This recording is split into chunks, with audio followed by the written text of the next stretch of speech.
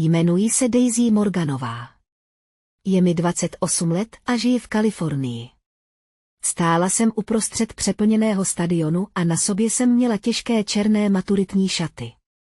Vzduch byl cítit levným parfémem a nervózním potem, chystala jsem se převzít doktorát, ale ruce se mi třásly z jiného důvodu. Zrovna jsem kontrolovala telefon a doufala, že mi rodiče pošlou dobrou práci nebo že jsme na tebe pyšní.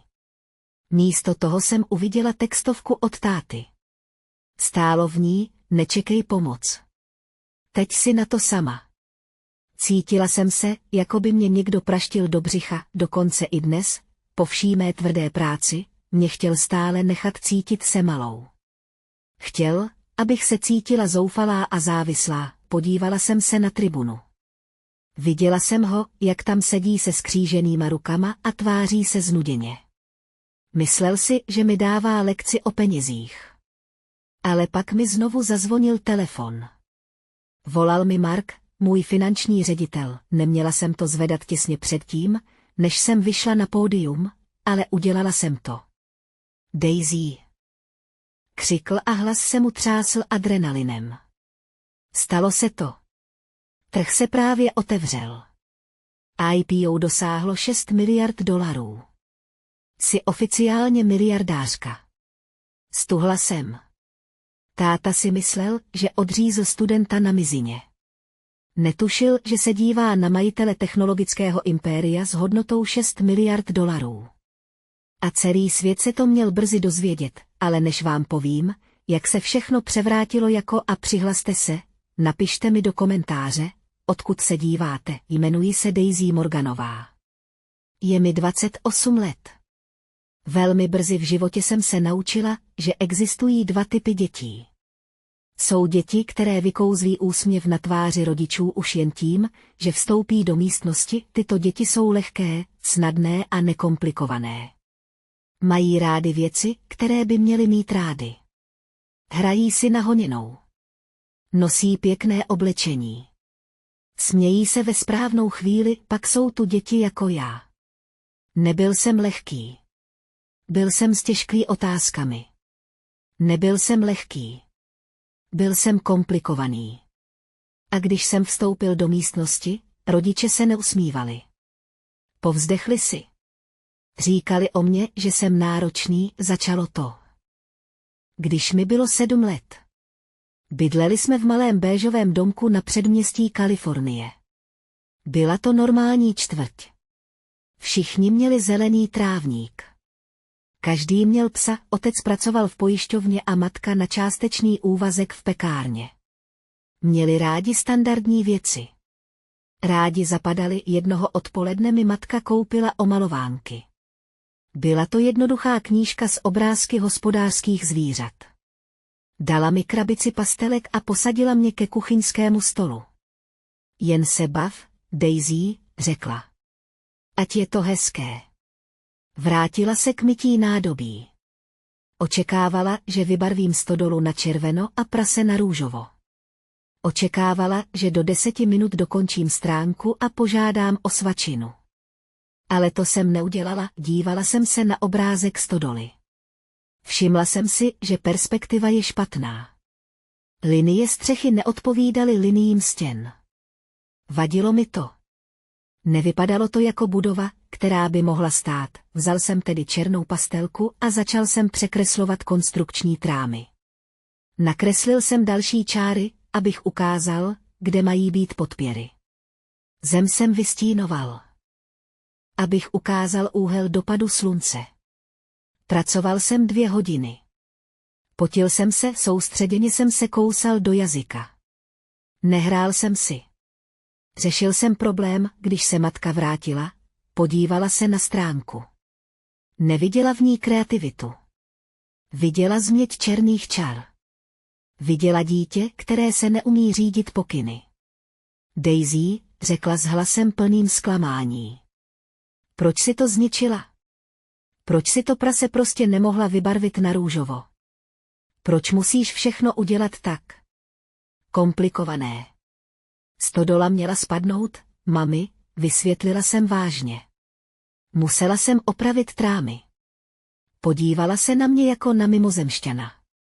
Zavolala mého otce do kuchyně. Podívej se na to, zašeptala mu. Zase to dělá. Je tak intenzivní. Jsou to jenom omalovánky a ona z nich udělá stavební projekt. A co, zeptal jsem se, otec se na mě podíval. V ruce držel pivo. Vypadal unaveně. Daisy, uklidni se, řekl. Přestaň tolik přemýšlet. Děti se mají bavit. Ty se chováš jako malá stará dáma. To bylo téma mého dětství. Přestaň přemýšlet. Buď normální. Jak jsem stárla, propast mezi námi se zvětšovala. Na střední škole jsem začala být posedlá matematikou. Čísla pro mě byla jazykem. Byla bezpečnější než lidé lhali. Lidé říkali jednu věc a mysleli jinou. Ale čísla byla upřímná. 2 plus 2 byly vždycky 4. Nikdy nezměnilo názor. Nikdy vás neodsuzovalo. Utrácel jsem kapesné za grafický papír a kalkulačky, přestávky jsem trávil v knihovně, kde jsem četl knihy o kódování a prvních počítačových systémech, rodiče to nenáviděli. Chtěli mít oblíbenou dceru. Chtěli dceru, kterou zvou na přespání. Chtěli roztleskávačku, vzpomínám si na den své talentové soutěže v 8. třídě. Bydlela u nás moje sestřenice Sarah. Sarah byla vším, co si rodiče přáli. Byla bublinová, blonďatá a smála se všem tátovým vtipům. Na talentové soutěži měla Sarah zaspívat popovou píseň, já jsem měl předvést robota, kterého jsem postavil z náhradních dílů z garáže. Uměl se pohybovat dopředu a zvednout plechovku od limonády, než jsme odešli z domu. Máma si mě vzala stranou. Upravila mi obojek a silně za něj zatáhla. Daisy, řekla. Jsi si jistá, že chceš dělat toho robota? Ano, řekla jsem. Funguje to, mami. Senzor jsem si naprogramovala sama. Já jen, odmlčela se a hledala správná slova. Je to trochu divné, zlato. Ostatní holky tančí nebo zpívají. Ty tam budeš nahoře se strojem. Lidé by se mohli smát. Kluci nemají rádi holky, které jsou chytřejší než oni. Nechceš být přece navždycky ta chytrá holka, ne. Ne, řekla jsem. Kluci mě nezajímají, řekla jsem. Záleží mi na robotovi. Povzdechla si. Byl to ten samý těžký povzdech. Jsi tak složitá. Chceme jen, abys byla šťastná, Daisy, ale kvůli tobě je tak těžké se s tebou sžít. Na představení Sarah zaspívala svou píseň. Byla mimo, ale usmívala se a mávala. Publikum hlasitě tleskalo. Rodiče jásali. Táta pískal a tleskal jí ve stoje, pak přišla řada na mě. Postavil jsem na pódium svého robota. Byl jsem nervózní. Vysvětlil jsem, jak senzor funguje. Stiskl jsem tlačítko. Robot se pohnul. Zvedl plechovku. Publikum bylo sticha. Několik lidí zdvořile zatleskalo, nebylo to pro ně vzrušující. Bylo to prostě nerdovské, podíval jsem se na rodiče ve druhé řadě. Táta si kontroloval hodinky. Máma si prohlížela nehty. Na mě se nedívali. Trpěli mnou, čekali, až to skončí, aby mohli jít domů a říct Sáře, jak je skvělá, ten okamžik ve mně něco zlomil. Uvědomil jsem si, že ať dosáhnu čehokoliv, nebude to mít žádnou váhu. Pro ně byly mé úspěchy jen důkazem mé podivínství. Když jsem vyhrála matematickou soutěž, schovali trofej, když jsem měl 1 s hvězdičkou z fyziky, ptali se, proč mám 2 z tělocviku, když jsem se dostal na střední školu. Přestal jsem se s nimi snažit sdílet svůj život. Stal jsem se duchem ve vlastním domě. Rychle jsem snědl večeři a odešel do svého pokoje. Pracoval jsem na svém kódu, až mě pálily oči. Věděl jsem, že musím vypadnout, věděl jsem, že musím odejít z tohoto města. kde se chytrost považovala za nemoc, přihlásil jsem se na nejlepší univerzity v zemi. Udělal jsem to tajně. Zfalšoval jsem jejich podpisy na přihláškách, protože jsem věděl, že mi nepomohou, když mi přišel dopis o přijetí z doktorského programu, přímého pokračování mé bakalářské práce. Položila jsem ho na kuchyňský stůl. Bylo to plné stipendium. Byla to zlatá vstupenka. Odcházím, řekl jsem jim. Jdu si udělat doktorát z počítačových věd. Otec se zasmál. Možná nechtěl být krutý, ale připadalo mi to kruté. Doktorát? Ty, Daisy, si sotva pamatuješ, že máš vynést koš. Bude z tebe profesionální studentka. Kdy si najdeš opravdovou práci? Tohle je moje cesta, řekla jsem a zachovala pevný hlas. Fajn, řekl táta. Běž, ale nechoď za námi brečet, až to bude moc těžké. S výchovou jsme skončili. Jsi tam venku sama. Druhý den ráno jsem si zbalil kufry. Když jsem odjížděl, podíval jsem se do zpětného zrcátka. Nestáli na verandě. Aby mi zamávali na rozloučenou. Vchodové dveře byly zavřené, byly uvnitř, nejspíš se dívali na televizi a nejspíš se jim ulevilo, že jejich intenzivní dcera je konečně pryč, neplakala jsem. Zesílila jsem rádio. Řekla jsem si, že je nepotřebuju. Ale někde hluboko ve mně pořád křičela ta malá holčička, která je prosila, aby vyběhli z domu a řekli mi, ať nikam nechodím. Nikdy to neudělali, univerzita byla jiný svět. Poprvé jsem nebyla ta divná.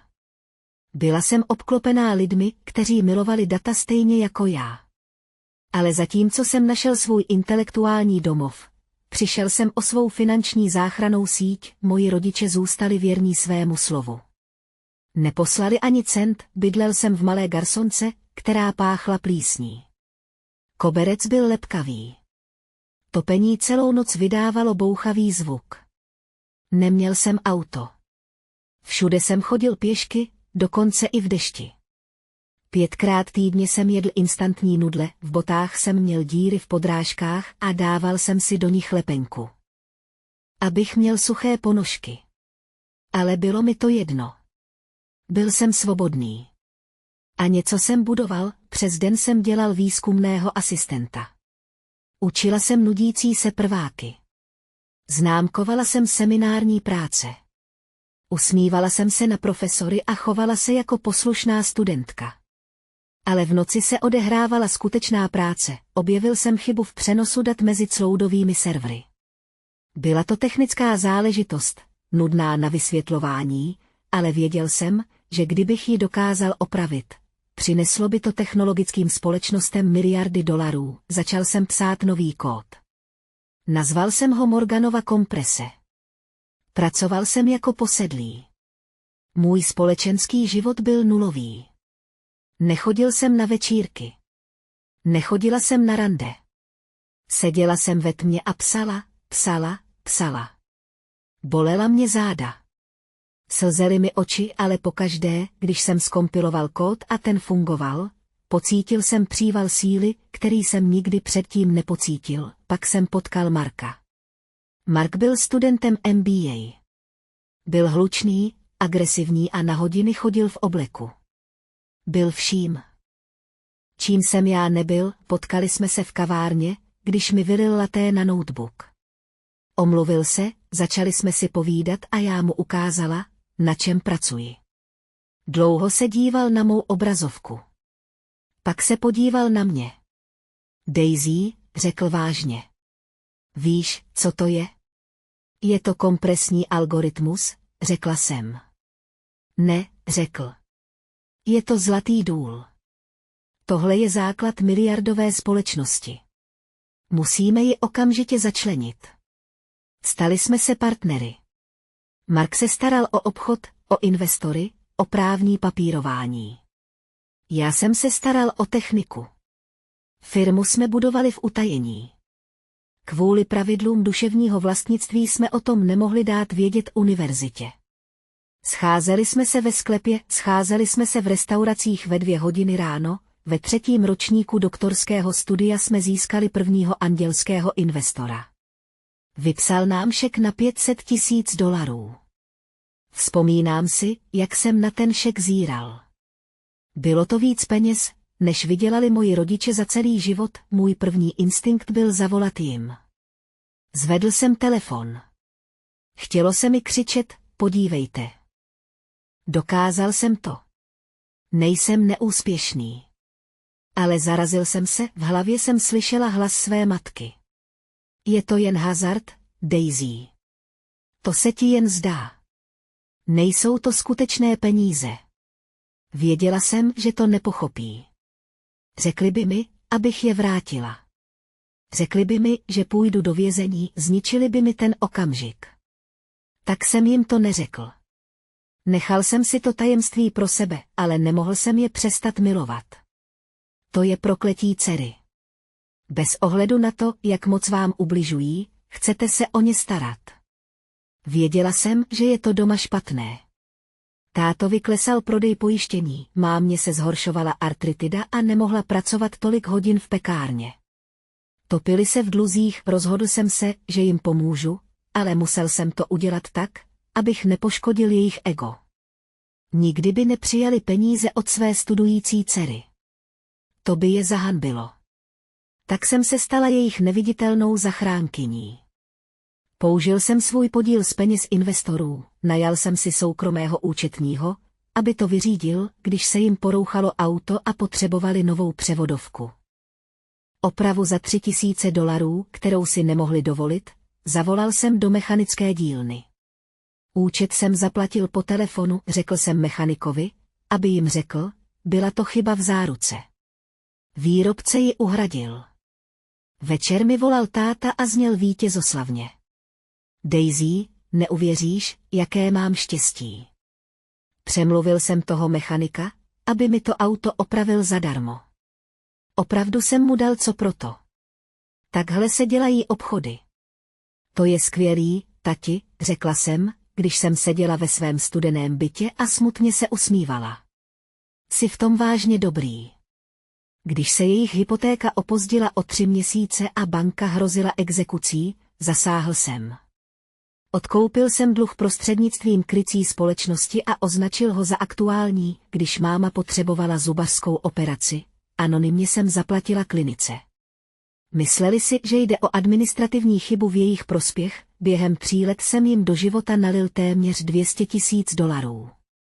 Zachránil jsem jejich kreditní skóre. Zachránil jsem jim dům. Zachránil jsem jejich důstojnost. A oni se to nikdy nedozvěděli. Ve skutečnosti se ke mně dál chovali jako k chudákovi. Máme o tebe strach, Daisy, říkávala mi máma do telefonu. Kdy dokončíš ten nesmysl se školou? Je ti skoro 30. Nemáš žádné úspory. Nemáš žádný dům. Podívej se na svou sestřenici Sarah. Právě si koupila krásný byt, teď dělá asistentku vedoucího v maloobchodě. Mám se dobře, mami, říkala jsem. Mám všechno, co potřebuju. Nemáš nic, odsekla. Vyděláváš jen tak. Je trapné říkat lidem, že moje dcera ještě studuje. Všichni se ptají, co děláš, a já musím říct, že studuje. Zní to líně. Bolelo to. Bolelo to tak moc fyzicky. Chtělo se mi zařvat, hypotéka na tvůj dům patří mně. To mě vyděsilo. Zaplatil jsem za zuby v tvých ústech. Jsem generální ředitel technologického startupu. Ale spolkl jsem ta slova. Říkal jsem si, že čekám na velké odhalení, čekal jsem na vstup na burzu. Až společnost vstoupí na burzu. Bude všechno nepopiratelné. Ve zprávách by viděli můj obličej. Viděli by cenu akcií. A pak by si mě konečně museli vážit, této naděje jsem se držel jako záchranného lana. Pracoval jsem tvrději. Méně jsem spal. Připravovali jsme se na IPO. Bylo naplánováno na stejný den jako moje promoce. Měl to být dokonalý den. Den, kdy jsem dostal titul doktora, A den, kdy jsem získal titul miliardář, to jsem ještě nevěděl, že na mě rodiče čeká poslední urážka. Nevěděl jsem to ani před tím triumfem. Že přijde poslední, zdrcující zrada. Ráno v den promoce vypuklo prudké, oslepující slunce. Probudil jsem se v 5 hodin ráno, nemohl jsem usnout. Žaludek se mi svíral v uzlech. Dnes byl ten den. Stála jsem před popraskaným zrcadlem v koupelně. Podívala jsem se na sebe, vypadala jsem unaveně. Moje pleť byla bledá. Oči jsem měla červené z nedostatku spánku. Nevypadal jsem jako miliardář. Nevypadal jsem jako výkonný ředitel. Vypadal jsem jako Daisy, dívka, která se příliš snažila. Oblékla jsem si jednoduché bílé šaty. Neměla jsem peníze na luxusní oblečení. Všechny mé peníze byly vázány v akciích společnosti. Oblékla jsem si těžké černé doktorské šaty, upravila jsem si sametovou kapuci. Doktorka Daisy Morganová, řekla jsem nahlas. Znělo to dobře, odjela jsem svou otlučenou Hondou na stadion. Volant se mi v rukou třásl. Zaparkovala jsem daleko, abych ušetřila za prémiová místa, což byl zvyk, kterého jsem se nemohla zbavit. Ke vchodu jsem šla kilometr pěšky a potila se pod šaty, u brány jsem uviděla čekat auto svých rodičů. Srdce mi poskočilo tím známým způsobem, směsicí naděje a strachu. Šla jsem k nim. Táta měl na sobě svůj šedý oblek, který nosil na pohřby. Byl mu uprostřed těsný, máma měla na sobě květované šaty, které vypadaly vybledle. Vypadaly malí. Vypadaly starší. Ahoj, mami. Ahoj, tati, řekla jsem a snažila se znít vesele. Táta se podíval na hodinky. Jdeš pozdě, řekl. Stojíme tu už 10 minut. Promiň. Řekla jsem. Byl špatný provoz. Máma natáhla ruku a očistila mi šaty od žmolků. Zamračila se. Nevyžehlila sis to. Vypadá to, jako bys v tom spala. Daisy, proč nikdy nemůžeš vypadat vyžehleně? Dneska má přijít Sarah a vypadá jako filmová hvězda. Přijde Sarah, zeptala jsem se. V žaludku se mi udělalo špatně. Samozřejmě, že přivedli Sarah. Chtěla tě podpořit, řekla máma. I když ona si taky myslí, že tenhle titul je ztráta času. Šli jsme směrem ke stadionu. Rozhovor byl napjatý. Snažila jsem se jim vyprávět o obřadu. Sedím v první řadě, řekla jsem. Dostávám zvláštní pochvalu za svůj výzkum. To je pravda. To je hezké, zabručel táta. Je k té pochvale přiložen šek. Protože jestli ne, tak je to jedno. Zastavil se v chůzi a otočil se ke mně. Tvářil se vážně. Poslyš, Daisy, musíme si promluvit o tom, co bude po dnešku, potom půjdeme se Sárou na příjemný oběd. Můžeš jít s námi, ale jídlo si budeš muset zaplatit sama. Nemůžeme si dovolit tě dál živit. Zamrkala jsem. Tati.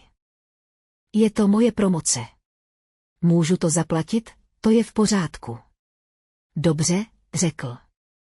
Protože věci jsou napjaté, máme účty, to bys nepochopil. Chápu víc, než si myslíš, pomyslel jsem si, platil jsem tvoje účty, u brány jsme se rozdělili. Šli na rodinné posezení. Já jsem šel do prostoru pro absolventy. Našel jsem si své místo. Byla to kovová skládací židle uprostřed fotbalového hřiště. Slunce pražilo, tisíce studentů hučeli vzrušením. Cítil jsem se osamělý, seděla jsem tam a v ruce svírala telefon. Čekala jsem na Marka. Burza se otevírala v 9 hodin 30 minut. Promoce začínala v 10 hodin. Čas byl napjatý, Mark mi před 10 minutami napsal, obchodování před burzou je šílené. Poptávka je mimo tabulky. Připrav se. Ano, byl jsem nervózní kvůli penězům. Ale víc jsem byl nervózní z rodičů. Pořád jsem se díval na tribuny a snažil se je v tom moři lidí najít. Chtěl jsem je vidět, jak mávají. Chtěl jsem je vidět, jak se usmívají, pak mi zazvonil telefon. Nebyl to Mark. Byla to zpráva od táty. Srdce se mi rozbušilo. Možná se cítil špatně kvůli té poznámce o obědě. Možná mi psal, aby mi řekl, hodně štěstí tam dole. Otevřela jsem zprávu. Slova byla na bílé obrazovce ostrá. Nebyly tam žádné emotikony. Žádné miluju tátu, jen chladný, tvrdý text. Daisy, s tvou matkou jsme si při čekání povídali. Musíme si to vyjasnit. Teď, když máš tenhle titul, jsi odříznutá. Úplně, nemysli si, že se můžeš nastěhovat zpátky do svého starého pokoje. Udělali jsme z něj šicí pokoj pro tvou matku a nežádej peníze na zaplacení nájmu, zatímco si budeš hledat práci. Máme vlastní životy. Rozhodl se zhrát si 10 let na vědce. Teď máš co dočinění se skutečným světem. Nečekej pomoc. Jsi na to sám. Přečetl jsem si to 2krát. Vzduch mi opustil plíce. Nešlo jen o odmítnutí peněz. Jejich peníze jsem nepotřeboval. Šlo o načasování. Byla to zloba. Poslali mi tu zprávu pár minut předtím, než jsem vstoupil na pódium. Chtěli mě destabilizovat, chtěli se ujistit, že se cítím nejistě. Chtěli mi připomenout, že jsem pro ně přítěží, podívala jsem se na rozmazaný dav. Cítila jsem, jak mě v očích pálí a štípou slzy. Jsi v tom sama. Ta věta mi zněla v hlavě. Neměli o tom ani tušení, vůbec netušili, že odřízli právě toho člověka, který je držel nad vodou. Mysleli si, že kopou do žebráka, pocítila jsem vlnu nevolnosti. Cítil jsem se hloupě. Všechny ty roky tajných plateb. Všechny ty roky doufání. A tohle byl výsledek. Textová zpráva.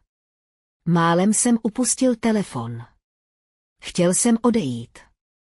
Chtěla jsem utéct a schovat se, ale pak telefon zazvonil znovu a znovu a znovu. Začal mi v ruce prudce vibrovat. Obrazovka se rozsvítila. Volal Mark. A pod jeho jménem se objevilo oznámení ze zpravodajské aplikace. Mimořádná zpráva, IPO Morgan Technologies trhá rekordy.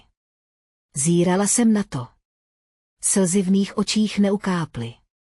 Stuhly. Můj smutek nezmizel. Ale změnil se. Stvrdl, změnil se v něco chladného a ostrého, podívala jsem se na telefon.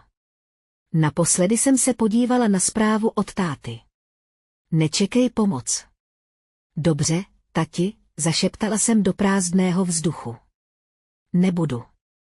Přejela jsem po displeji, abych Markovi odpověděla. Vyzvánění bylo pronikavé. Zapomněla jsem ho stlumit. Několik hlav se otočilo mým směrem. Ahoj, řekla jsem. Můj hlas zněl mým vlastním uším divně, odtažitě, roboticky. Daisy, Markův hlas byl řev. Musela jsem telefon odtáhnout. Ty si sedáš? Řekni, že sedíš. Sedím, řekla jsem. Marku, jaké je to číslo? Právě zazvonil úvodní zvonek, vykřikl Mark. Akcie otevřely na 40. Během 3 vteřin vyskočila na 50. Daisy, institucionální investoři se o ní perou. Tržní kapitalizace právě překročila 6 miliard dolarů. Zavřela jsem oči. 6 miliard. Tvůj kapitál, pokračoval Mark udýchaně. Tvůj podíl je 51%. Spočítej si to, Daisy. Máš hodnotu přes 3 miliardy dolarů. Právě teď, dnes. Jsi jednou z nejbohatších žen v Americe. Svět stichl. Hluk maturitní kapely utichl. Štěbetání studentů se vytratilo. Ocitl jsem se v bublině ticha. 3 miliardy. Nebyly to jen peníze. Byla to svoboda. Byla to moc, byla to pevnost, kterou už nikdo nikdy nedokáže zbořit. Tisk se zbláznil, řekl Mark. Vědí, že jsi na promoci. CNN to vysílá živě. Posílají tam štáby. Daisy, musíš být připravená. Tvůj život se právě změnil. Jsem připravená, řekla jsem. Zavěsila jsem, seděla jsem tam a poprvé v životě jsem si nepřipadala malá. Cítila jsem se těžká. Připadal jsem si jako planeta. Kolem mě se začalo šeptat. Začal student po mé levici. Díval se na svůj telefon, pusu otevřenou, podíval se na mě a pak zpátky na svůj telefon. Svatý, zašeptal. Šťouchl do dívky vedle sebe. Podívej se na tohle. To je ona. Je to Daisy Morganová. Dívka se podívala. Zalapala po dechu. To je ona. To je ta dívka v bílých šatech. Vlnění se rozšířilo. Zvedly se telefony. Lidé na sebe ukazovali. Šum byl hlasitější než řečník na pódiu, pak jsem si všiml pohybu v uličce. Moji rodiče se stupovali dolů. Vypadali rozlobeně. Táta se červenal a procházel kolem ochranky. Zjevně si myslel, že dělám scény, když jsem na telefonu, myslel si, že zase dělám rodině ostudu. Došel až k sametovému provazu. Daisy, zařval. Jeho hlas byl ostrý a prořízl šum v naší blízkosti. Dej ten telefon pryč. To nemáš žádnou úctu. Předváděl se. Chtěl, aby všichni viděli, jak vychovává nezvedenou dceru. Poslal jsem ti SMS-ku, křikl. Četla si ji. Musíš dospět. Přestaň si hrát hry na telefonu a dávej pozor. Student vedle mě vstal. Byl to vysoký kluk s brýlemi. Podíval se na mého tátu. Pane, řekl student, možná byste měl být sticha. Táta se ohromeně zarazil. Promiňte, kdo jste? Nehraje hry, řekl student a držel displej svého telefonu. Právě vydělala 3 miliardy dolarů. Táta zamrkal. Podíval se na studenta a pak na mě. Co je to za vtip? To není vtip, tati, řekl jsem. Vstal jsem. Šel jsem k provazu. Nedíval jsem se dolů. Díval jsem se mu přímo do očí. Je to skutečné, řekl jsem, než stačil odpovědět, nastal chaos. Na hřiště vyběhl zpravodajský štáb místních poboček, který byl poblíž. Nevšímali si ochranky. Ignorovali rektora univerzity. Běželi přímo k dívce v pomačkaných šatech, do obličeje mi strčili kameru. Před sebou měli mikrofon. Daisy Morganová. Daisy. Reportérce se zatajil dech. Můžeme se k tomu vyjádřit. Společnost Morgantech je oficiálně nejhodnotnější technologickou IPO tohoto roku. Jaký je to pocit být nejmladší miliardářkou ve státě? Blesk fotoaparátu mě na vteřinu oslepil. Matka vydala tichý přidušený zvuk. Chytila otce za paži, aby se uklidnila. Miliardář, zašeptala. Daisy. Otec vypadal, jako by dostal facku. Jeho ústa visela do kořán. Podíval se na reportérku a pak na mě. Podíval se na mé pomačkané šaty. Podíval se na svůj laciný oblek. Uvědomil si to. Viděl jsem, jak se to stalo, viděl jsem, jak se mu v hlavě roztočily ozubené kolečka. Lekce, kterou se mi snažil dát tou textovou zprávou, $200,000, které jsem jim tajně dal, způsob, jakým se mi celé roky vysmívali, to všechno se na něj zřítilo. Daisy, vykoktal, hlas měl slabý. My jsme to nevěděli. Neptal ses, řekla jsem prostě, reportér přisunul mikrofon blíž. Slečno Morganová, jsou tu vaši rodiče. Musí být na vás pyšní. Pomohli vám vybudovat toto impérium. Kamera se přesunula na mého otce. Okamžitě se narovnal. Nasadil falešný úsměv, stejný, jaký používal pro klienty. Byl připravený vzít si zásluhy na sebe. Byl připraven říct, ano, celou dobu jsme ji podporovali. Podíval jsem se na něj. V jeho očích jsem viděla naději. Chtěl, abych ho zachránil. Chtěl, abych pro něj lhal. Naklonil jsem se k mikrofonu. Na stadionu bylo mrtvolné ticho. Všichni čekali. Ne, řekl jsem jasně. Můj hlas se ozýval z reproduktorů. Nepomohli mi. Postavil jsem to sám. Vlastně mi otec před 10 minutami napsal, že jsem na to sám. To je pravda, kamera přiblížila otcův obličej. Jeho falešný úsměv se rozpadl. Vypadal před světem jako nahý. Vypadal malý. A měl pravdu, řekla jsem a otočila se zpátky ke kameře. Jsem na to sám a nikdy jsem nebyl silnější. Otočila jsem se k ním zády. Vrátila jsem se na své místo. A když jsem se posadila, začal potlesk. Ne od mých rodičů, ale od tisíců cizích lidí, kteří viděli pravdu. Začal pomalu, pak se změnil v řev. Zhluboka jsem se nadechl, vzduch sladce voněl.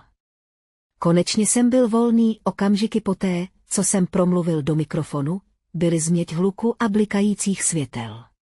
Ale pro mě se svět zúžil na 3 metry prostoru mezi mnou a rodiči.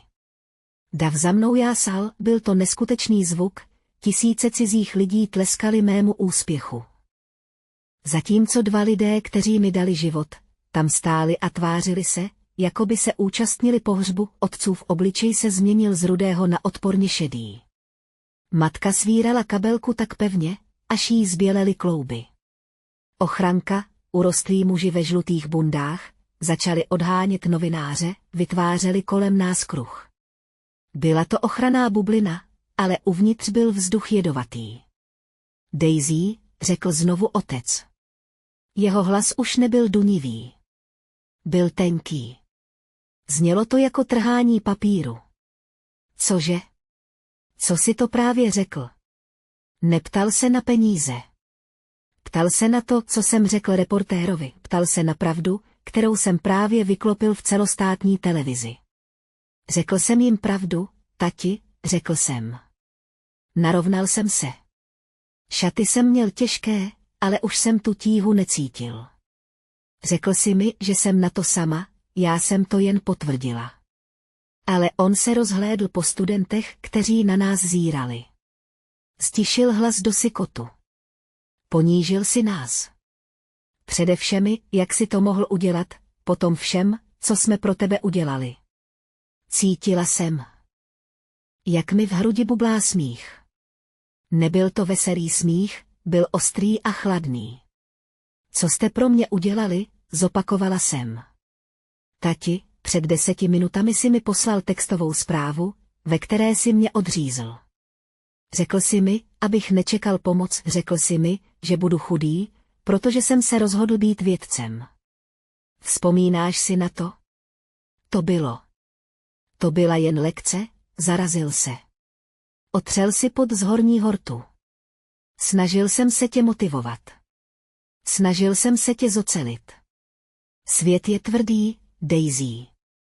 Chtěl jsem, abys byla připravená. Jsem připravená, řekla jsem. Jsem tak připravená, že jsem vybudovala firmu za 6 miliard dolarů, zatímco ty ses zabývala srovnáváním sestřenice Sáry. Moje matka přistoupila blíž. Její oči byly doširoka rozevřené a těkaly mezi mnou a ochrankou. Vypadala vyděšeně, ale zároveň jsem viděl, jak se jí v hlavě otáčejí ozubená kola. Prováděla matematické výpočty. Daisy, řekla a hlas se jí třásl.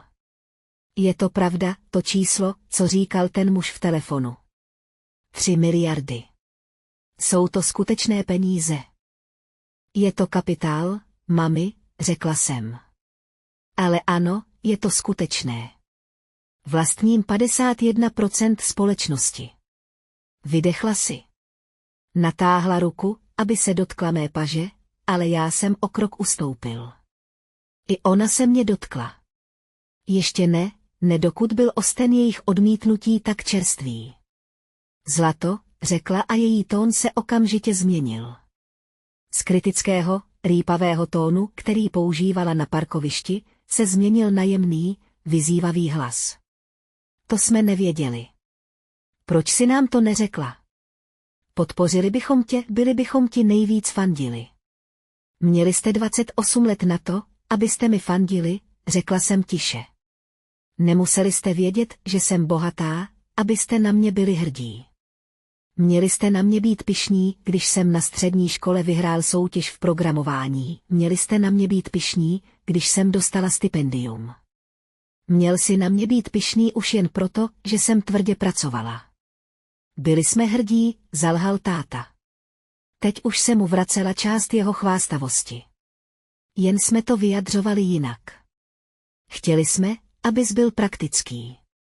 Báli jsme se, abys neumřela hlady někde ve sklepě. Báli se, že umřu hlady, podíval jsem se na něj. Tati, kdo myslíš, že loni zaplatil novou střechu na domě? Ne, řekl jsem, zamrkal. Cože? Střechu, řekl jsem. Nové šindele. Dodavatel říkal, že to stálo $12,000. Kdo to zaplatil? To byla státní dotace, řekl táta sebevědomě. Požádal jsem o grant pro seniory. Dodavatel říkal, že máme nárok. Zavrtěl jsem hlavou. Vytáhl jsem z kapsy telefon. Ruce jsem měla pevné. Otevřel jsem bankovní aplikaci. Znovu jsem prolistoval historii. Podívej, řekla jsem. Přiložila jsem mu displej k obličeji. Co to je, zeptal se a zamžoural na obrazovku. To je bankovní převod, řekl jsem. $12 000 od DM Holdings, to jsem já, Daisy Morgan Holdings. Zaplatila jsem dodavateli. Řekla jsem mu, ať ti řekne, že je to grant, protože vím, že by sis nikdy nevzal peníze od své neúspěšné dcery. Zadíval se na obrazovku. Otevřel ústa, ale nevyšel z nich žádný zvuk. A to auto. Pokračoval jsem. Posunula jsem se na další transakci. Oprava převodovky, $3,000. Všem si řekl, že si mechanika přemluvil, aby to udělal zadarmo, protože si tak dobrý vyjednavač. To si neudělal, zaplatil jsem mu po telefonu. Matka zalapala po dechu. Přikryla si rukou ústa. Ta zubařská operace, zašeptala, když jsem si nechávala operovat implantáty. $8,000, řekl jsem, zaplatil jsem je já. Řekl jsem klinice, aby to označila za administrativní chybu. A dluh na kreditní kartě, řekl jsem a podíval se na otce, těch $20,000, které před 2 lety zázračně zmizely z tvého účtu. Myslel sis, že banka udělala chybu a zapomněla si je vybrat. Neudělala to. Ten dluh jsem koupil a odpustil, vyjmenoval jsem je všechny. Každou tajnou platbu. Každou, kdy jsem je zachránil před krachem, zatímco jsem jedl instantní nudle ve svém studeném bytě. Pokaždé, když jsem se choval jako jejich anděl strážný. Zatímco oni se mnou zacházeli jako se zklamáním. Utratila jsem skoro $200,000, abych vás udržela na vodě, řekla jsem. Můj hlas byl klidný, ale ta slova je zasáhla jako kameny. Udělala jsem to, protože jsem vás milovala. Udělal jsem to, protože jsem chtěl, abys byla v bezpečí. A zatímco jsem to dělala, ty si vyprávěl sestřenici císaře, o kolik je lepší než já, protože je asistentkou manažera v maloobchodě. Otec vypadal, že se mu udělá špatně. Narativ, který si celý život budoval, že on je ten živitel, ten silný, ten, kdo mě musí učit o skutečném světě, se hroutil. On nebyl živitel. Byla jsem jím já, on nebyl ten silný. To já, podíval se na displej telefonu a pak na můj obličej. Viděl unavené vrásky pod mýma očima. Viděl odhodlání v mé čelisti. Poprvé neviděl dítě. Viděl cizího člověka, silného, děsivého cizince, který byl shodou okolností jeho dcera. Ty, zašeptal, ty si to všechno udělala. Ano, řekla jsem, a nikdy jsem nežádala o poděkování. Nikdy jsem nežádala o zásluhy. Chtěla jsem jen, abys na mě byl milý, prostě milý. A ty si nedokázal ani to, nedokázal si ani počkat, až skončí obřad, abys mi napsal, že jsem ti na obtíž. Dav kolem nás stichl. Studenti u provazu poslouchali. Slyšeli o těch platbách. Viděla jsem, jak si jedna dívka utírá slzy z očí. Moje matka teď plakala. Tiché, šokované slzy, dívala se na své boty. Mysleli jsme, že si na mizině, vzlikala. Mysleli jsme si, že marníš svůj život. Budovala jsem si život, opravila jsem ji. Jen jste se na něj neobtěžovali podívat. Ochranka přistoupila blíž. Slečno Morganová, řekl uctivě, tisk začíná být agresivní. Musíme vás přesunout na bezpečné místo. Máme připravený stan pro VIP osoby. Vaše rodina může přijít. Podívala jsem se na své rodiče. Vypadali zdrceně. Část mého já je tam chtěla nechat v davu. Část mě chtěla odejít a už se nikdy neohlédnout. Ale já jsem nebyla oni. Nebyl jsem krutý. Pojďte. Řekla jsem jim. Pojďte za mnou. Otočila jsem se a šla k VIP stanu. Hlavu jsem měl vstyčenou. Rodiče šli za mnou, hlavy skloněné, jako dva lidé kráčející k rozsudku, cesta k VIP stanu byla jako hozená rukavice. Zpráva se rychle rozšířila. Už to nebyly jen místní zprávy. Nad hlavami velkých televizí kroužily vrtulníky, zvuk lopatek vrtulníků, které rozřezávaly vzduch, způsobil, že si všichni připadali jako v akčním filmu, šel jsem uprostřed kosočtvercové formace ochranky. Rodiče klopítali za mnou. Nebyli na to zvyklí.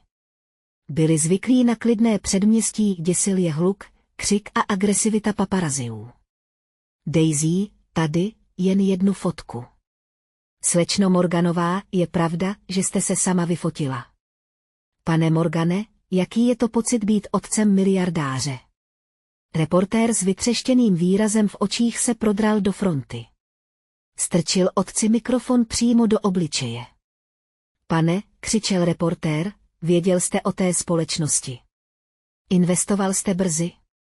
Lidé říkají, že je to největší americký úspěch od dob Steva Jobse. Jaká byla vaše role? Můj otec se zastavil v chůzi. Vypadal jako jelen ve světle reflektorů. Objektiv fotoaparátu měl pár centimetrů od nosu. To byl ten okamžik. Tohle byl okamžik, kdy mohl lhát, mohl říct, ano, vždycky jsme věděli, že je výjimečná. Pěstovali jsme její genialitu. Tak by to udělala většina rodičů. To je to, co chtěl udělat. V jeho očích byl vidět instinkt. Chtěl si zachovat tvář, ale pak se podíval na mě. Stála jsem pár metrů před ním a pozorovala ho. Neusmívala jsem se. Jen jsem se dívala. Věděl, že kdyby lhal, opravil bych ho. Věděl, že mám účtenky. Věděl, že teď mám moc. Sesunul se na zem, ramena se mu zhroutila. Podíval se do kamery a poprvé v životě se jeho ego úplně vytratilo. Já, zaskřehotal. Odkašlal si. Já jsem nic neudělal. Já jsem to nevěděl. Vy jste to nevěděl, naléhal reportér. Ale určitě jste rozpoznal její talent. Je to geniální programátorka. Koupil jste jí první počítač. Otec se zarazil. Vzpomněl jsem si na svůj první počítač. Sám jsem si ho koupil za peníze. Ve 14 letech jsem si vydělával sekáním trávy a čištěním okapů. Táta si stěžoval, že počítač spotřebovává příliš mnoho elektřiny. Ne, zašeptal otec. Já. Řekl jsem jí, ať si hraje venku. A co školné, zeptal se reportér. Financoval jste její výzkum? Ne, řekl otec. Podíval se dolů na trávu. Dostala stipendium, my. My jsme školu neplatili. Reportér vypadal zmateně. Takže to dělala úplně bez podpory rodiny, zatímco vy jste byli. Kde? Byli jsme doma, řekl otec, jeho hlas zněl tak tiše, že se reportér musel naklonit. Byli jsme doma a čekali, až si najde skutečnou práci. Reportér si stáhl mikrofon. Ohromeně se podíval do kamery. Tak tady to máte, přátelé, příběh, který se opravdu stal sám. Daisy Morganová, vybudovaná z ničeho, s nulovou podporou rodiny. Která stojí přímo tady. Matka ze sebe vypravila vzlik. Zakryla si obličej rukama.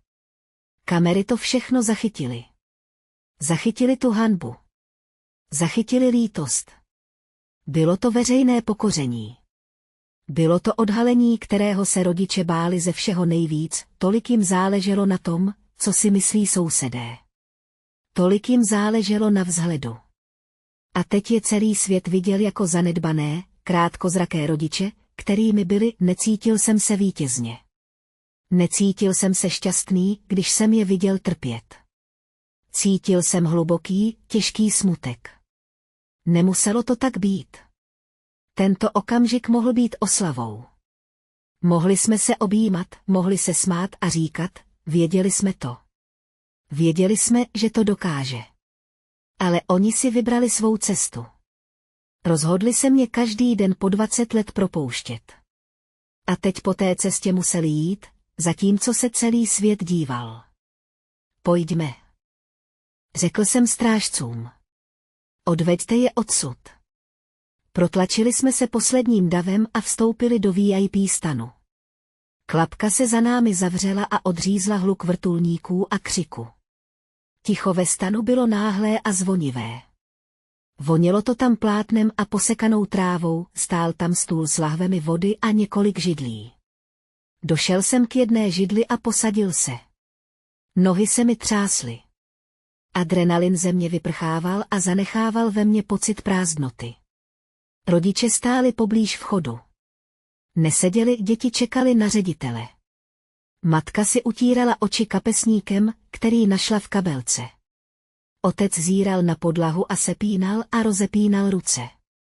Zůstali jsme tak dlouho, jen zvuk matčina smrkání a vzdálené hučení davu venku. Otevřela jsem láhev s vodou a napila se. Měla jsem sucho v krku. Posaď se, řekla jsem, posadili se. Seděli na kraji židlí, strnule a nepohodlně. Takže, řekl jsem a podíval se na ně. Teď už to víte. Daisy, začala máma, hlas se jí třásl. Jsme prostě v šoku, je toho na nás moc, řekla jsem. Já vím, řekla jsem. Je toho hodně. Proč si nám to neřekla? Zeptala se znovu. Proč jste to tajili? Protože byste se mi vysmáli, řekl jsem prostě. To bychom neudělali, začala. Ano, smáli byste se, přerušil jsem ji. Mami, buď upřímná. Kdybych ti před 2 lety řekla, že na koleji buduji firmu s miliardovým obratem, co bys řekla? Řekla bys mi, že jsem blázen, řekla bys mi, ať se soustředím na výuku. Řekl bys mi, abych byla víc jako Sarah. Otevřela ústa, aby se ohradila, ale pak je zavřela. Věděla, že mám pravdu. Podívala se na své ruce a já dodal, kdybych ti řekl o těch penězích, kdybych ti řekl, že mám přístup k investorským fondům, řekla by sis o ně. Otec prudce vzhlédl. Nikdy jsme vás o peníze nežádali. Nemuseli jste, řekl jsem. Stejně jsem vám je dal, ale kdybyste věděli, že je mám, kdybyste věděli, že je tam hrnec zlata, tak byste mi to vyčítali. Řekl bys mi, že to dlužím rodině. Dala bys mi najevo, že jsem špatná dcera. Kdybych ti okamžitě nekoupila nový dům. Otec si třel rukama obličej. Vypadal staře. Arogance byla pryč. To si o nás myslíš, že jsme jen pijavice. Ne, řekl jsem. Myslím, že jste lidé, kteří se báli, řekla jsem. A protože jste se báli, že budete chudí, snažili jste se, abych se bál i já. Ale já jsem se nebál, tati. Měl jsem práci. Dlouho se na mě díval. Viděl jsem, jak se mu oči plní slzami. Nikdy jsem svého otce neviděl plakat, ani jednou, ani když mu zemřeli rodiče, ani když před 10 lety přišel o práci. Byl jako kámen, ale ten kámen pukal, stan mi připadal malý. Vzduch jůstl nevyřčenými věcmi. Otec se zhluboka, roztřeseně nadechl. Předklonil se a opřel se lokty o kolena, podíval se na své ruce, které tvrdě pracovaly, to ano, ale ruce, které mě nikdy nedržely, když jsem to potřeboval. Žárlil jsem, řekl. Ta slova byla tak tichá, že jsem je skoro neslyšela. Cože? Zeptala jsem se. Žárlil jsem, řekl hlasitěji. Podíval se na mě, oči měl zarudlé. Daisy. Byl jsem trojkař. Sotva jsem dokončil střední školu. Pracoval jsem v pojišťovnictví, protože to bylo bezpečné. Nikdy v životě jsem neriskoval. Odmlčel se a snažil se ze sebe dostat slova. Když jsi byla malá, když si kreslila ty složité věci, když si opravovala počítač, děsilo mě to. Byl jsi tak chytrý, že jsi byl v 10 letech chytřejší než já. A já si kvůli tomu připadala hloupě. Zírala jsem na něj. Vždycky jsem si myslel, že mě zavrhl, protože jsem mu připadal divný. Nikdy jsem si nemyslela, že je zastrašený. Chtěl jsem, abys byla normální, pokračoval a po tvářích se mu rozlily slzy, protože jsem normálnosti rozuměl. Mohl jsem být otcem normální dívky. Mohl jsem ji naučit házet míčem. Mohl jsem jí pomáhat s domácími úkoly. Ale ty si mou pomoc nepotřeboval. Ty si létala a já jsem zůstal trčet na zemi, tak jsem se tě snažil stáhnout dolů, zakryl si obličej rukama a vzlikal. Byl to hrdelní, ošklivý zvuk. Snažil jsem se tě stáhnout dolů. Abych si nepřipadal tak malý. A přesvědčoval jsem sám sebe, že to dělám pro tvé dobro. Říkal jsem si, že tě učím pokoře, ale ve skutečnosti jsem tě jenom lámal. Matka natáhla ruku a dotkla se jeho ramene. Také plakala. Podívala se na mě. A já, zašeptala, jsem jen chtěla zapadnout mezi ostatní matky. Všechny mluvily o tanečních a plesových šatech. Nevěděla jsem, jak mluvit o robotech, nevěděla jsem, jak se chlubit dcerou, která sedí ve tmě a píše kód. Cítila jsem se odstrčená, a tak jsem tlačila na to, abys byla jako Sarah. Chtěla jsem být jednoduchou dcerou. Chtěl jsem dceru, díky které budu vypadat dobře před sousedy. Zavrtěla hlavou. Byli jsme tak sobečtí. Byli jsme tak neuvěřitelně sobečtí. Seděla jsem tam jako přimražená. Na omluvu jsem čekala celý život. Tenhle rozhovor jsem si v hlavě nacvičoval snad 1000krát. Ve svých představách jsem na ně křičela. Hodila bych stolem. Donutila bych je prosit, ale teď, když se to stalo, jsem se necítila naštvaná. Cítila jsem zvláštní úlevu. Ta příšera nebyla příšera. Monstrum byli jen 2 nejistí lidé, kteří nevěděli, jak vychovávat odlišné dítě. Ublížili jste mi, řekla jsem a můj hlas byl pevný. Ublížili jste mi víc než kdokoliv jiný na světě. Dali jste mi pocit, že jsem nemilovaná. Já vím, vzlikl táta. Já vím a nemůžu to napravit. Nemůžu vzít zpátky posledních 20 let. Nemůžu vzít zpátky tu zprávu, kterou jsem ti ráno poslal. Bože, ta zpráva. Budu toho litovat po zbytek života. To je pravda. To bys měl, řekla jsem. Bylo to kruté. Je mi to líto, řekl. Podíval se na mě, tvář měl mokrou od slz. Daisy, je mi to moc líto. Ne proto, že jsi bohatá. Na penězích mi teď nezáleží. Mrzí mě to, protože mi to chybělo. Chybělo mi, že tě znám, chybělo mi vidět vyrůstat vlastní dceru. Matka přikývla. Jsme na tebe tak pyšní, Daisy. A tak moc se za sebe stydíme. Bylo to poprvé.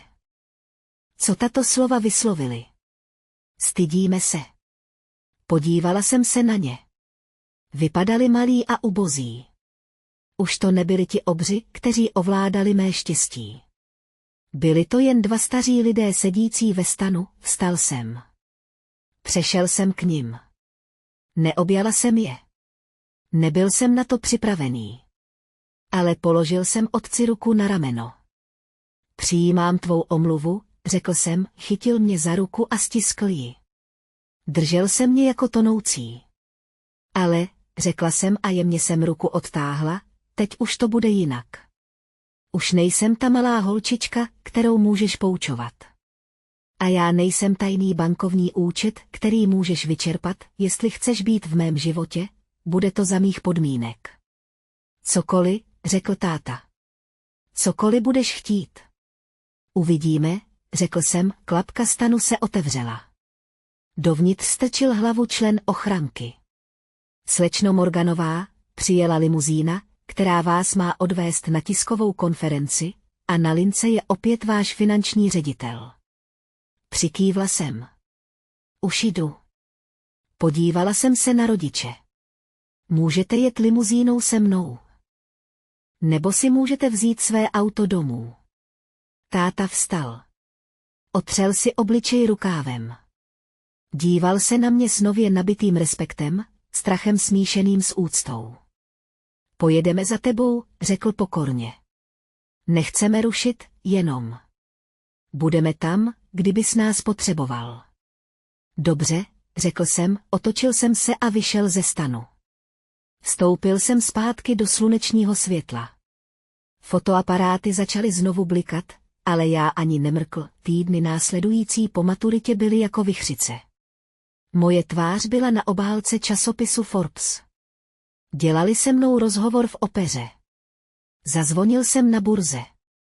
Ale skutečná změna se odehrála v tichých chvílích s mou rodinou, o 2 týdny později jsme byli na večeři.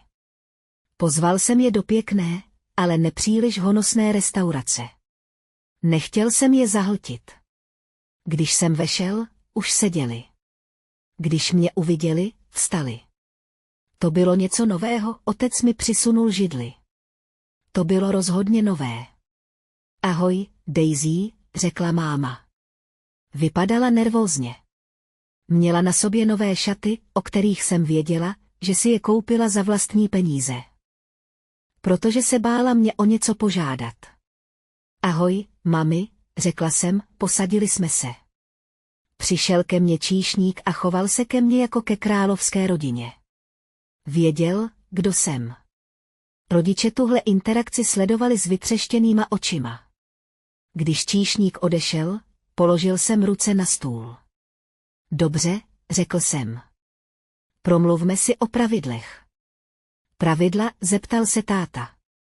Ano, řekl jsem. Chci s tebou mít vztah. Jste moji rodiče.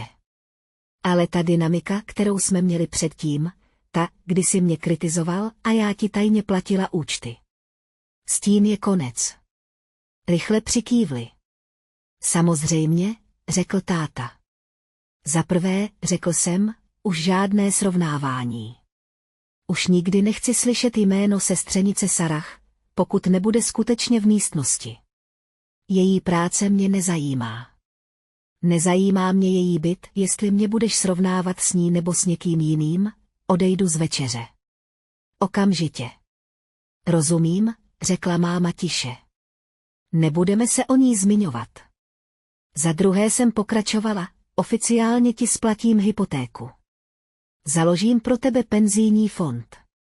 To je v pořádku. Řekl jsem, táta začal protestovat. Daisy, ne, to nemůžeme přijmout. Ne, řekl jsem. Přestaň, zvedla jsem ruku. Dělám to proto, že můžu, a protože nechci, aby si dělala starosti. Ale tady je ta podmínka. Už nikdy mi nebudeš radit ohledně peněz. Nebudeš mi říkat, jak je mám utratit, neříkej mi, že se chovám lehkomyslně. Respektuj, že vím, co dělám. Pokud mě začneš poučovat o haléřích, financování skončí. Táta ztěžka polkl. Byla to naprostá výměna rolí. On byl teď dítě a já živitel, který určuje pravidla kapesného. Bylo to pro něj ponižující, ale přikývl. Slibuji, řekl. Věřím ti, Daisy. Očividně víš víc než já. A do třetice jsem řekla a hlas mi změkl, potřebuju, abys mě poznal. Skutečné já. Ne dceru, kterou jsi chtěl, ale dceru, kterou máš. Chci, aby ses mě zeptala na mou práci, a chci, aby sis odpověď skutečně vyslechla, nechci, abys na mě zírala. Chci, aby ses snažila pochopit, co dělám. To uděláme, řekla máma. Natáhla se přes stůl a vzala mě za ruku. Koupili jsme si knížku, řekla nesměle. Kódování pro začátečníky. Čteme ji s tvým tátou. Je to těžké, ale chceme porozumět tomu, co si postavil. Ucítil jsem knedlík v krku. To byla ta nejsladší věc, kterou kdy udělali. Děkuju, řekl jsem, večeře byla chvílemi trapná. Staré zvyky se těžko odbourávají. Táta málem pronesl poznámku o tom, že můj výběr předkrmu je příliš nobl, ale zarazil se. Zastavil se, nadechl se a řekl, vypadá to výborně. Viděla jsem, jak se snaží. To bylo vše, co jsem chtěla. Toho večera jsem si uvědomila, že můj svět nikdy úplně nepochopí. Nikdy se nebudou cítit dobře s těmi miliardami, vždycky to budou maloměšťáci, kteří mají rádi kuponové řezy a jednoduché věci. A to bylo v pořádku. Nepotřebovala jsem, aby byli jako já. Potřeboval jsem jen, aby mě respektovali, celý život jsem se snažila zmenšovat, abych se vešla do jejich škatulky. Snažila jsem se zmenšit, abych je nezastrašila. Ale nakonec jsem se z té škatulky vymanila. Teď jsem byla obrovská, zabírala jsem místo a oni se překvapivě učili mi ho uvolňovat. Později večer se mě táta zeptal na burzu. Nepoučoval mě. Zeptal se, Daisy, proč cena tak kolísá. Ne, odpověděla jsem. Vysvětlila jsem mu to. Poslouchal mě. Přikývl. Díval se na mě se směsicí zmatku a pýchy. Jsi chytrý kluk, Daisy, řekl, já vím, tati, usmála jsem se. Vždycky jsem byla, o 6 měsíců později jsem stála ve své nové kanceláři. Byla v nejvyšším patře mrakodrapu v San Francisku. Stěny byly skleněné. Viděl jsem na oceán. Viděl jsem na mosty, v ruce jsem držel zarámovanou fotografii. Byla to fotka z mé promoce. Na fotce jsem se díval do fotoaparátu se vzdorovitě vstyčenou bradou. V pozadí byli moji rodiče a tvářili se šokovaně. Fotku jsem si nechal na stole jako vzpomínku, jako připomínku toho, že rodina je složitá. Připomínka toho, že lidé vás mohou milovat, a přesto vám hluboce ublížit. Připomínka toho, že někdy jsou lidé, kteří by vás měli podporovat, těmi, kdo vás drží zpátky. Odložila jsem fotku a šla k oknu. Podívala jsem se na svůj odraz ve skle. Viděla jsem unavenou, ale šťastnou ženu. Viděla jsem ženu, která nosí, co chce, říká, co chce, a staví, co chce. Pomyslela jsem na všechny lidi, kteří jsou na tom podobně jako já. Možná jste ve své rodině to divné dítě. Možná jste umělec v rodině účetních. Možná jste ten tichý v rodině křiklounů, možná se kvůli rodičům cítíte malý. Možná tě srovnávají s tvým bratrancem, bratrem nebo sousedovým dítětem. Možná vám říkají, že vaše sny jsou hloupé. Možná vám říkají, abyste byli realisté. Možná vás odříznou, chci k vám mluvit přímo. Bolí to. Vím, že to bolí. Chceš jejich souhlas víc než cokoliv jiného, chceš, aby se na tebe podívali a řekli, dobrá práce. Možná se roky dřete do úmoru, jen abyste získali to jediné potvrzení, ale naučil jsem se jednu pravdu. Nemůžete je donutit, aby vás viděli. Můžete křičet, můžete plakat, můžete vyhrávat ceny. Můžete vydělávat miliardy dolarů. A někdy vás stejně neuvidí, moji rodiče mě nakonec viděli, ale jen proto, že jsem je k tomu donutil. Jen proto, že na ně zbytek světa křičel. A i teď je jejich pochopení nedokonalé, takže na ně nečekejte. Nečekejte na jejich svolení, abyste byli skvělí.